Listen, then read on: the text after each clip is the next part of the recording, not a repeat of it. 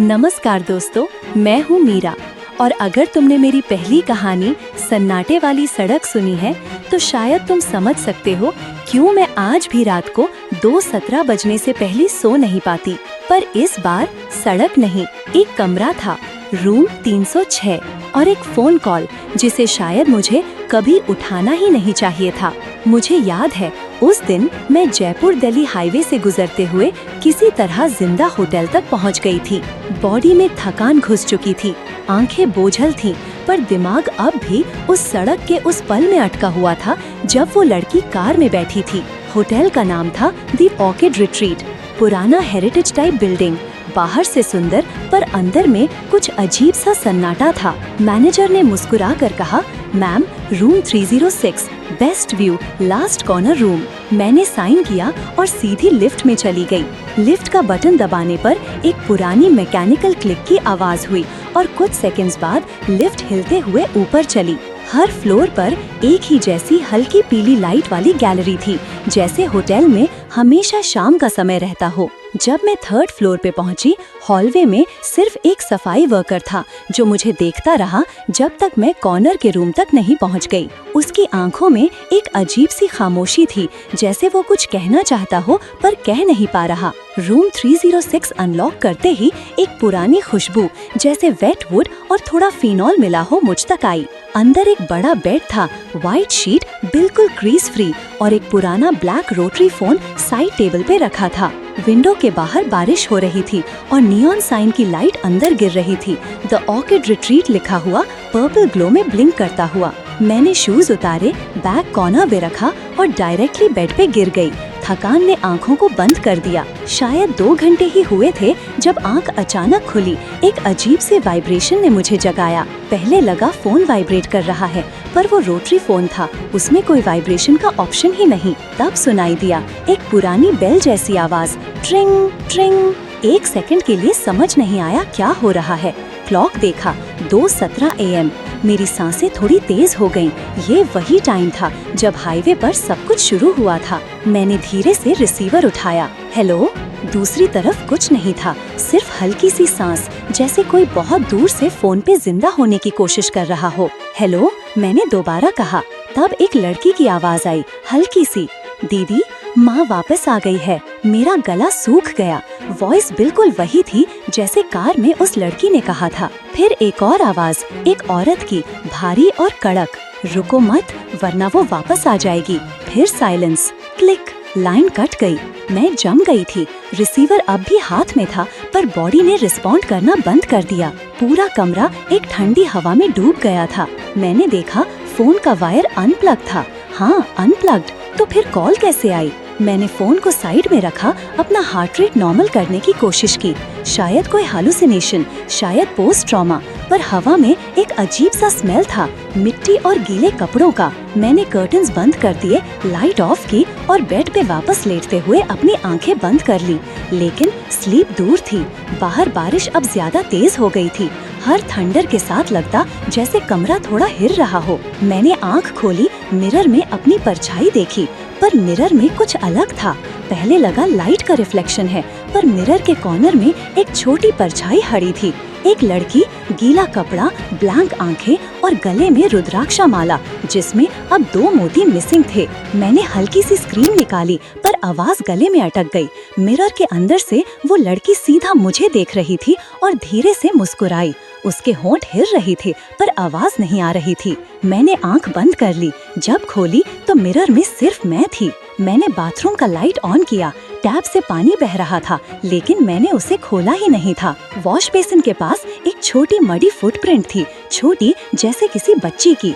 तब फोन फिर से बज गया, ट्रिंग ट्रिंग ट्रिंग। मैंने डर के बावजूद उठाया। कौन है? साइलेंस, सिर्फ बैकग्राउंड में स्टैटिक और बारिश की आवाज। फिर एक सॉफ्ट फीमेल वॉइस, रूम 00 से कॉल ट्रांसफर हुई है। मैंने कहा, रूम 00? ये कौन सा रूम है? पर ऑपरेटर के टोन में कोई इंसान नहीं था, एक ऑटोमेटेड जैसे मैकेनिकल वॉइस थी। Call transferred, please hold. Line पे एक डीप हमिंग शुरू हुई, जैसे कोई पुराना डिवोशनल ट्यून रिवर्स चल रहा हो। मेरा दिमाग फटने लगा। मैंने रिसीवर रख दिया, पर आवाज बंद नहीं हुई।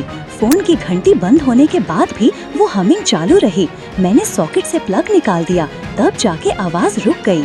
रूम में इतनी ठंडी हवा थी कि मेरे हाथ नम हो गए। तब नॉक हुआ। Talk talk. Room service. एक मेल वॉइस आई।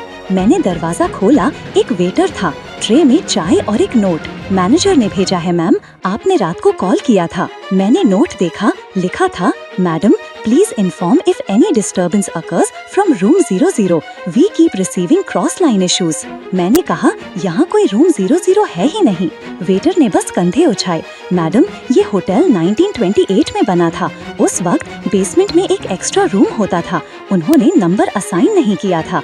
अब वो एरिया सील्ड है। मेरा दिमाग अब चेन ऑफ लॉजिक ढूंढने में लग गया। बेसमेंट, मैंने सोचा शायद वही कनेक्शन पॉइंट है। सुबह होने तक मैं बेड पर बैठी रही, आंख बंद नहीं हुई। जब फाइनली लाइट खिड़की से अंदर आई, मैं बाथरूम में गई और देखा मिरर पे लिखा हुआ था 217, जैसे किसी ने गीले उंगलियों से लिखा हो। मैंने कपड़ा उठाया, मिरर साफ किया और पीछे पलट गई, पर तभी मेरी आंखों के सामने बेड के कॉर्नर पे वही रुद्राक्षा माला रखी थी, जिसमें अब 3 मोती मिसिंग थे। मेरे पैर थिथुरा गए। रुद्राक्षा माला वहीं थी, वहीं मिट्टी की खुशबू, वहीं ठंडी हवा जो कल रात से अब तक कमरे के अंदर घूम रही थी। मेरा दिमाग कहता था सब मेरे इमेजिनेशन का हिस्सा है, लेकिन मेरी बॉडी जानती थी ये सब कुछ हो रहा है। मैंने माला उठाई, उसे अपने हाथ में घुमाया और उसके मोती गिनने लगी। सिर्फ 7 बचे थे और उनमें से 2 बिल्कुल अलग टेक्सचर के थे, जैसे किसी ने जलाए हुए लकड़ी से बनाए हों। मैंने माला को साइड टेबल पे रखा और सोचा होटल मैनेजर से बात करूं, पर जब मैं फोन की तरफ बढ़ी तो देखा रिसीवर अपने आप उठ गया था। क्लिक। लाइन पे फिर से वही सांस, फिर एक हल्की सी हंसी, बच्ची जैसी, लेकिन 1 साल में बुढ़ापा वाली थकान भरी हंसी थी। दीदी, माँ वापस आ गई है। उसके बाद एक औरत की आवाज, इस बार इतनी कड़क कि मेरे कान के अंदर चुभन सी महसूस हुई। रुको मत, वरना वो वापस आ जाएगी। मैंने तुरंत रिसीवर रख दिया। अब मुझे समझ नहीं आ रहा था मैं यहाँ रुकूं या सीधा होटल से निकल जाऊं। विंडो के बाहर देखा तो बारिश अब भी चल रही थी और होटल के सामने खड़ी रोड बिल्कुल वही लग रही थी जैसे कल रात हाईवे थी। घनी फॉग, हल्की सी लाइट और दूर एक सफेद साया चल रहा हो। मैंने बैग उठाया, फोन और वॉलेट लिया और डोर की तरफ बढ़ी। डोर खोला तो हॉलवे में वो सफाई वर्कर खड़ा था। उसके हाथ में एक मॉप था, लेकिन आंखों में घबराहट। मैडम, आप यहाँ रात में थे ना? उसने पूछा। मैंने हाँ में सिर हिलाया। रूम 306 में रात को फोन बजता है, कभी उठाइएगा मत, उसने फुसकाए हुए टोन में कहा, क्योंकि जो उठाता है उसका नाम फिर गेस्ट लिस्ट में नहीं रहता। मैंने पूछा क्या मतलब, पर उसने बस पीछे मुड़कर कहा, बेसमेंट से आवाज आती है। मुझे लगा मेरा दिमाग फटने वाला है। मैंने डिसाइड किया मैं सब देखूंगी, एक बार में खत्म करूंगी। लिफ्ट में जाकर बेसमेंट बटन दबाया, पर लिफ्ट ने रिएक्ट ही नहीं किया। उसके जगह एक पुरानी क्रैकलिंग साउंड आई स्पीकर से।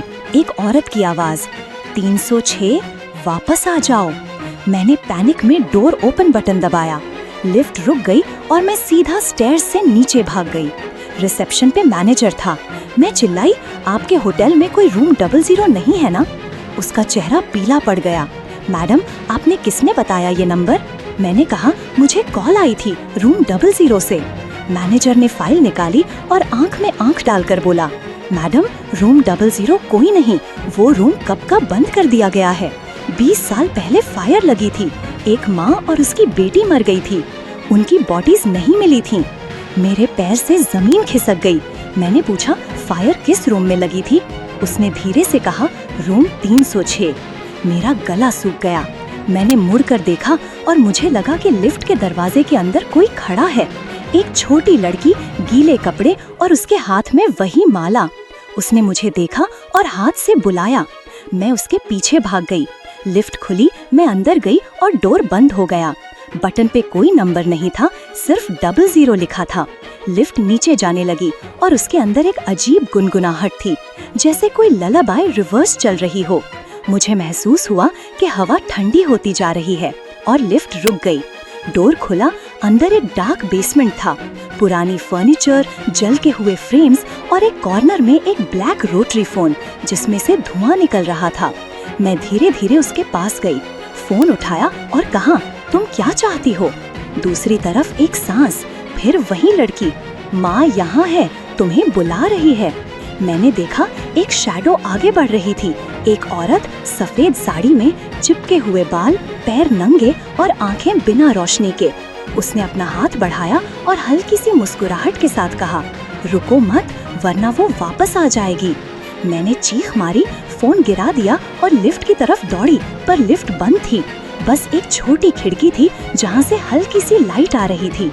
मैंने देखा उस लाइट में अपना रिफ्लेक्शन था, पर मेरे पीछे एक और रिफ्लेक्शन, वो लड़की जिसका चेहरा अब मेरी तरह लग रहा था। उसकी आंखें मेरी आंखों में घुस गई। अब तुम मेरी जगह हो दीदी, उसने ये कहा और फेड हो गई। मैं लिफ्ट के कॉर्नर में गिर गई। अचानक सब कुछ शांत हो गया, ना आवाज ना हवा, सिर्फ एक डीप साइलेंस। फिर एक नॉक, मैडम ब्रेकफास्ट, मैनेजर की आवाज। मैंने आंख खोली, मैं वापस रूम 306 में थी। सुबह की लाइट अंदर आ रही थी। फोन साइड टेबल पे था, अनप्लग्ड, और उसके बगल में एक रुद्राक्षा माला। अब 5 मोती मिसिंग थे। मैंने रूम का डोर खोला, हॉलवे बिल्कुल नॉर्मल था। मैनेजर खड़ा था। सब ठीक मैडम? मैंने कहा, मैं चेकआउट कर रही हूँ। उसने कहा, जरूर मैडम, वैसे आप पहली गेस्ट हो जो रूम 306 में एक पूरी रात सही सलामत रही। मैंने उसकी आंखों में देखा, वो सीरियस था। चेकआउट करते वक्त रिसेप्शनिस्ट ने कहा, मैडम आपके लिए कुछ छोड़ा गया है।